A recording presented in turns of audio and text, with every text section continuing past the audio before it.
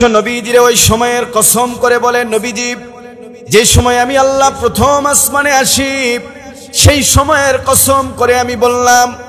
এরপরে আয়াতে আমার আল্লাহ নবীজিরে বলতেছেন, মা ওয়াদ্দাআকা রাব্বুকা ওয়া মা ক্বালা, মা ওয়াদ্দাআকা, আমি আপনারে পরিত্যাগ করি নাই, ওয়া মা ক্বালা, এবং আপনার কাছ থেকে দূরে সরে যাই নাই।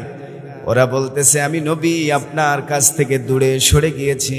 না গো রাসূল, আমি আপনার কাছ থেকে দূরে সরে যাই নাই। আল্লাহু আকবার।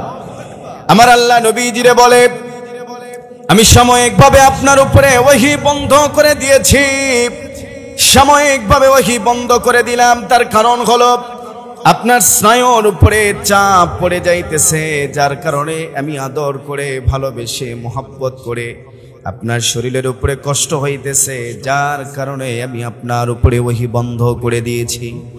যুবক ভাই আমার, শুধু তাই নয়, আমার আল্লাহ নবীজির ডাক দিয়া বলে, পৃথিবীর মানুষদেরকে মেসেজ দিয়ে দেন, কুল ইন কানা আবাউকুম ওয়া আবনাউকুম ওয়া ইখওয়ানুকুম ওয়া আজওয়াজুকুম ওয়া আশীরাতুকুম ওয়া আমওয়ালুন ইকতারাফতুমুহা ওয়া তিজারাতুন তাখশাউনা কাসাদাহা ওয়া মাসাকিনু তারদাউনাহা আহাব্বা ইলাইকুম মিনাল্লাহি ওয়া রাসূলিহি ওয়া জিহাদিন ফি সাবিলিহি ফাতারাব্বাসু হাত্তা ইয়াতিয়াল্লাহু বিআমরিহি। আল্লাহু আকবার। আমার আল্লাহ নবীজিরে বলে, কুল, আপনি বলেন, কাদেরকে? পৃথিবীর মানুষদেরকে। ইন কানা আবাউকুম, যদি হয় তোমাদের পিতামাতা, ওয়া আবনাউকুম, এবং তোমাদের সন্তানাদি, ওয়া ইখওয়ানুকুম, এবং তোমাদের ভাই বোন, ওয়া আজওয়াজুকুম, এবং তোমাদের স্ত্রীগণ, ওয়া আশীরাতুকুম, এবং তোমাদের দল, তোমাদের নেতা, তোমাদের লিডার।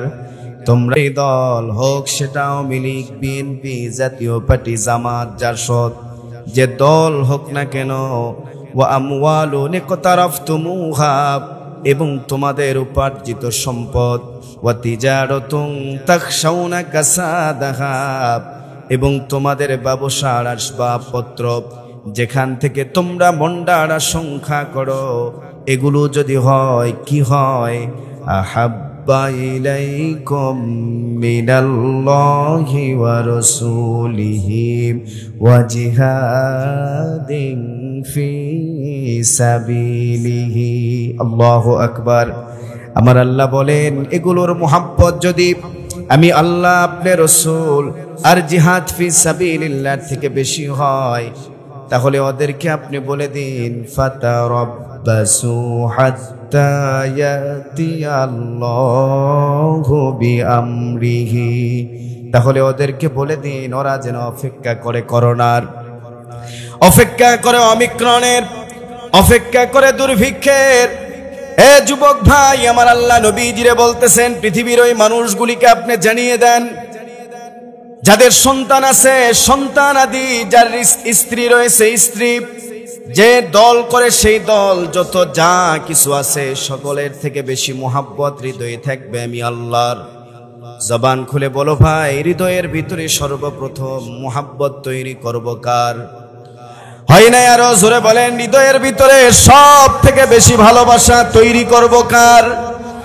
জবান খুলে বলেন, আসমানের মালিককে, জমিনের মালিককে, तमाम পৃথিবীর মালিককে, সব কিছুর মালিককে, রিজিকের মালিককে।